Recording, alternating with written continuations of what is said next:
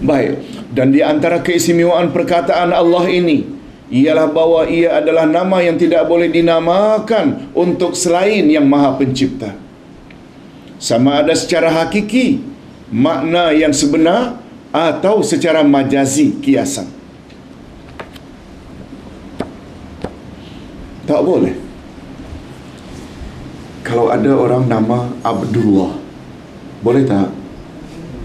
Ada orang namanya Abdul Qadir, boleh tak?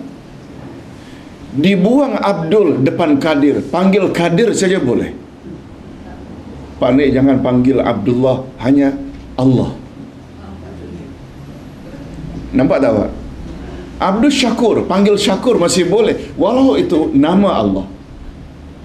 Abdul Alim, hamba Allah yang maha mengetahui, orang panggil Alim masih boleh, tanpa Abdul. Abdul Wadud, Abdul Syakur, Abdul Samad, panggil Samad saja boleh. Tapi Abdullah, jangan panggil tanpa Abdul di depannya. Nampak tak? Bahawa Allah ini satu-satunya nama untuk dia sahaja.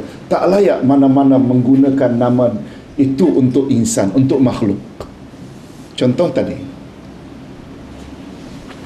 hanya satu, hadirin dan hadirat, sebagai tambahan, dari semua nama itu, Rahman saja tak boleh diberi nama kepada manusia, sebab dia special nama untuk Allah. Oleh sebab itu, Abdul Rahim boleh manusia dipanggil Rahim, tapi Abdul Rahman tak boleh dipanggil Ar-Rahman sahaja, sebab dia nama khas untuk Allah.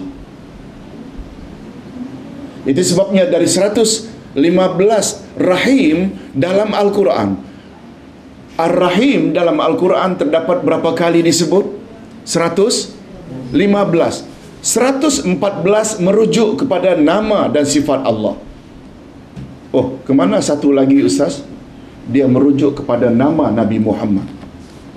Nabi Muhammad dipanggil Rahim, boleh. Tapi Rahman tak ada. Semuanya untuk Allah. Itu sebabnya kata Imam Ibnul Qayyim, Allah disifati dengan namanya yang special untuknya dahulu, baru nama yang dia dengan makhluk boleh diberi nama yang sama. Itu sebabnya kita menyebut Bismillahirrahmanirrahim. Rahman dahulu baru Rahim. Itu sebabnya dalam surat Al-Fatihah, Alhamdulillahirrabbilalamin, apa dahulu? Ar-Rahmanirrahim. Nama yang special untuknya dahulu, untuk Allah, baru nama yang boleh kongsi antara insan dengan Allah.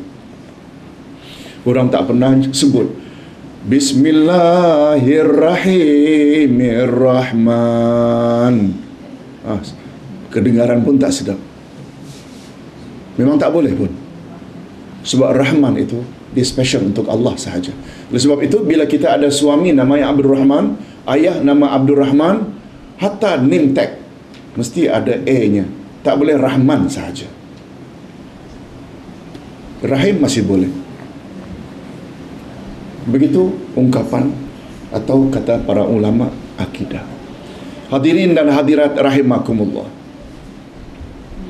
Di antara keistimewaan perkataan Allah ini ialah bahawa ia adalah nama yang tidak boleh dinamakan untuk selain yang Maha Pencipta, sama ada secara hakiki, sebenar atau majazi, kiasan. Setiap bangsa mempunyai panggilan tersendiri sebagai pengganti perkataan Allah. Perkataan tersebut wajib disucikan dan dihormati. Di antara contohnya, Tanri. Itu nama Allah bagi orang-orang Turki. Tanri. Khudai itu dalam bahasa Parsi, Iran. Dieu dalam bahasa Perancis. God dalam bahasa Inggeris. Tuhan dalam bahasa Melayu. Kita selalu merefer kepada gantian dari Allah. Tapi hadirin dan hadirat, untuk memahami akidah ketuhanan atau tauhid di kalangan anak-anak kita, kita tak boleh bila anak ke cucu tanya, nenek, Allah itu apa? Kita tak cukup sekedar jawab, Allah itu Tuhan, tak. Sebab dia bila di sekolah, dia akan juga dengar kawan-kawannya yang beragama Kristian, Hindu, Buddha juga akan katakan dia ada Tuhan. Tapi beza tak antara Tuhan kita dengan Tuhan mereka? Beza. Apalagi bila kita faham tadi makna Allah. Allah adalah zat yang hanya dia yang berhak disembah. Kan berbeza dengan Tuhan orang-orang kafir.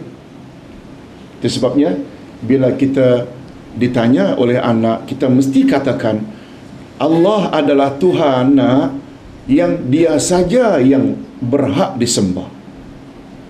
Mak, tapi kawan-kawan di sekolah juga menyebut Tuhan mereka itu Tuhan-Tuhan. Betul nak? Katakan tak saja betul. Bagi kita, walaupun mereka katakan itu Tuhan, tapi bagi kita itu bukan Tuhan yang berhak disembah.